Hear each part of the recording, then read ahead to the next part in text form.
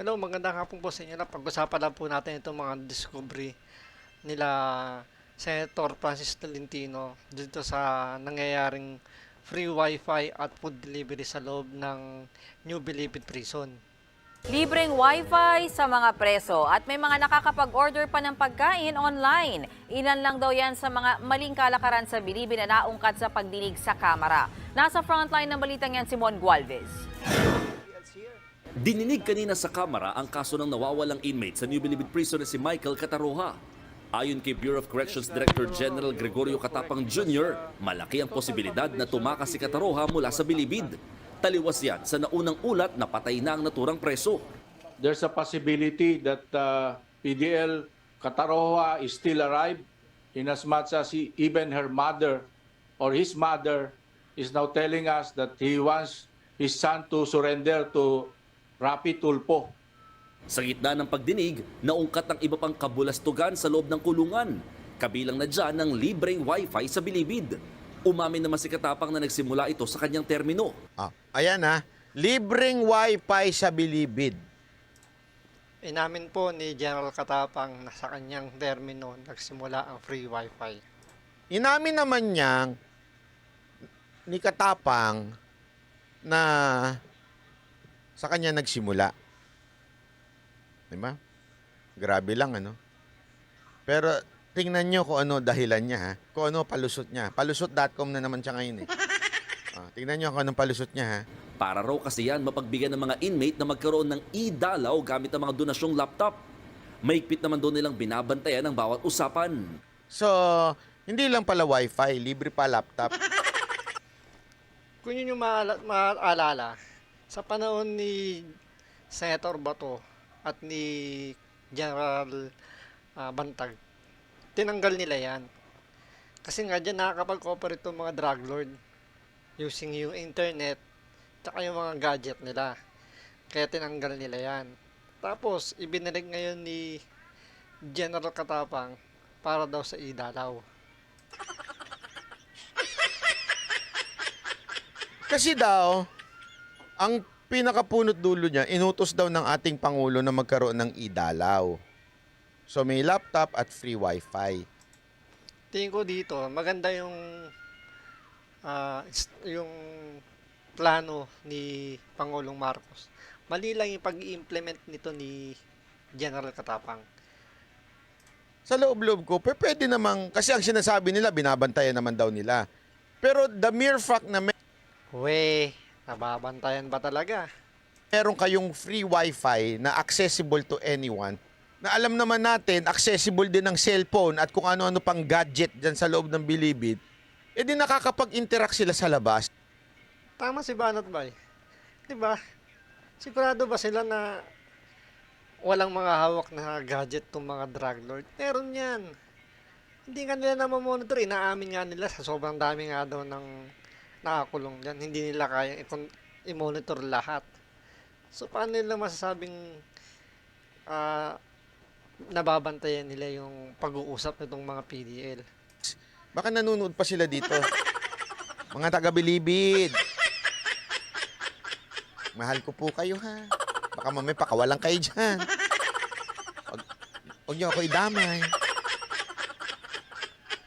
Ang binabatikos ko lang yung amo niyo dyan.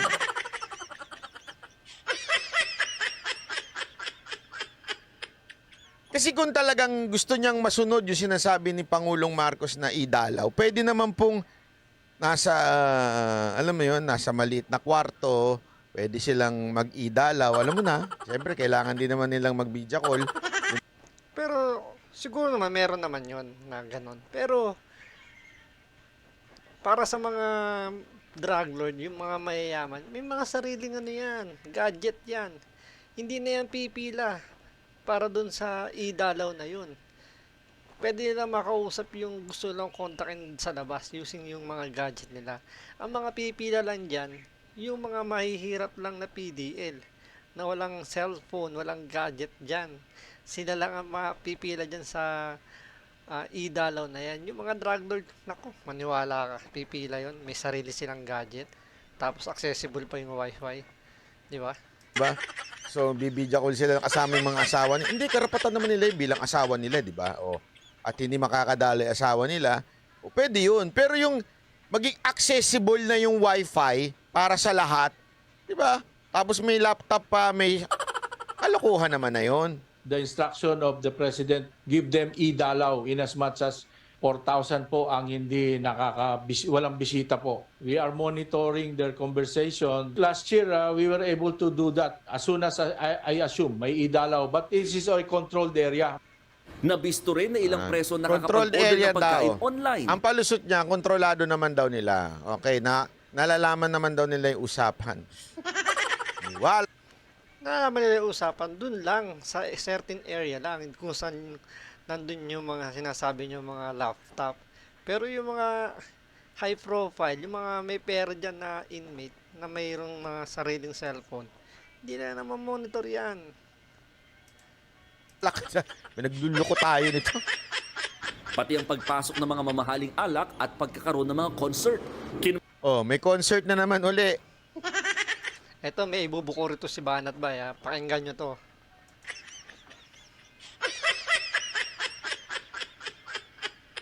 Diba? Sinabi ko nga ho sa inyo eh. Ako nga mismo na imbitahan. Eto, hindi ito bullshit ha. Hindi ho ito talk shit. Yung grupo ko na imbitahan dyan, eto lang, recently lang.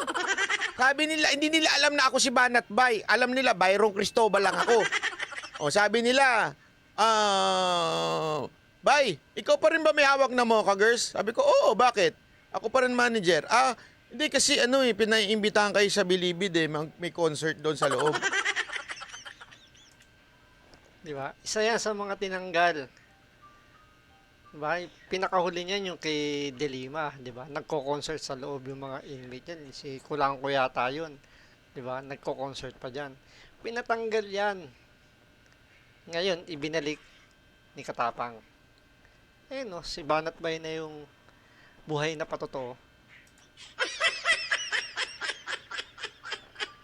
Alam mo, ito kagad ang tanong ko. Hindi ko muna sinabi ako si Banat Bay, Siyempre, ayoko muna. Nambusisi muna ako. Sabi ko, alam ba ng gobyerno yan? Alam ba ng ano yan? Oo, alam nila yan, siyempre. Makakapasok ba kayo na hindi nyo alam yan? Ako nga mismo eh. Ako mismo. In-inquire ako nung dati kong kakilalang booker. Kasi iba-iba ang booker dyan eh. Maraming booker ha. Hindi ko sinasabing booker siya dyan lang sa dyan. May mga booker ako na nagbubook ko saan-saan. Mga events, ganyan-ganyan. Tapos, isang mga client niya, yung Bucor. Oh. Inaya niya mo, kagels eh. Tapos sinabi ko, pasensya na ha, kasi ako po si Banat Bay ngayon. Ay, ikaw ba? Binabanatan ko po kasing leadership ng Bucor. Baka mami hindi na ako makalabas. Diba? Medyo natakot din dito sa Banat Bay. Ay malay mo nga naman. Diba? Hindi na siya makalabas nung malaman na ito si Banat Bay, bumaban. Saan wag niya nang palabasin yan dito. Bako nyo na rito sa loob ng Bilibid yan. Joke lang. Sinabi ko talaga yun.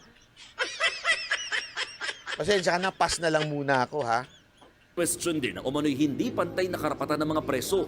Kabilang ang conjugal visitation na mga may pera lang daw nakakapag-avail. Oh, yung mga conjugal na yan. Nakakapasok na naman mga bebot dyan. Sa dami ng umano'y pribilehiyo, tila uminit ang ulo ni ACT-CIS Party List Representative Erwin Tulfo. Hindi raw matanggap ni Tulfo ang paliwanag ng Bucor na ginagawa lang nila mga ito para pataasin ang moral ng mga preso. Pataasin ang moral ng mga presyo.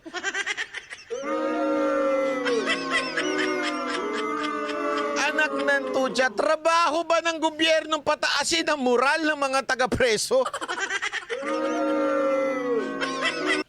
Parang ganito yan eh. Hindi moral lang pinatataas dun eh.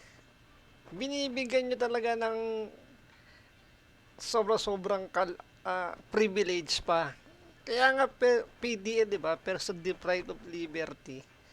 Tapos, kaya mo nga ikinulong dyan para magtanda sila. Pero nangyayari, binibigyan nyo pa ng Huy, Katapang, hindi mga sundalo yan, hindi mga pulis yan.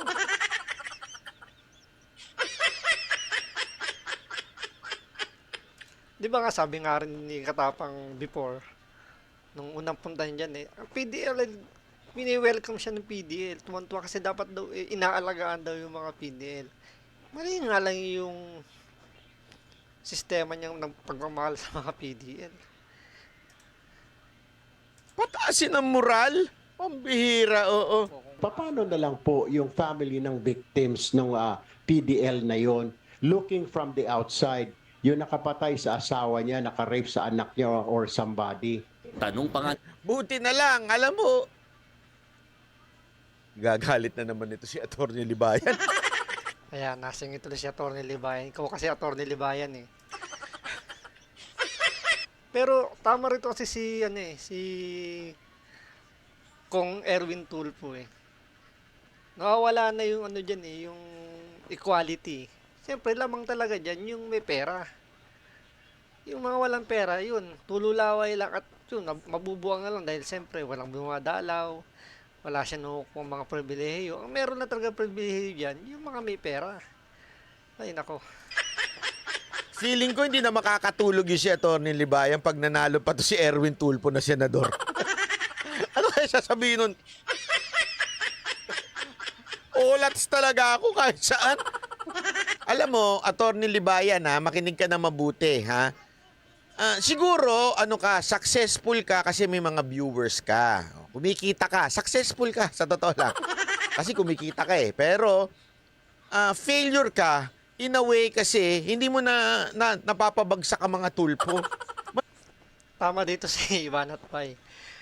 Lalo na sasakit ang ulo ni Atty. Libayan dahil 2 tulpo na yung kanyang babanatan. Di ba?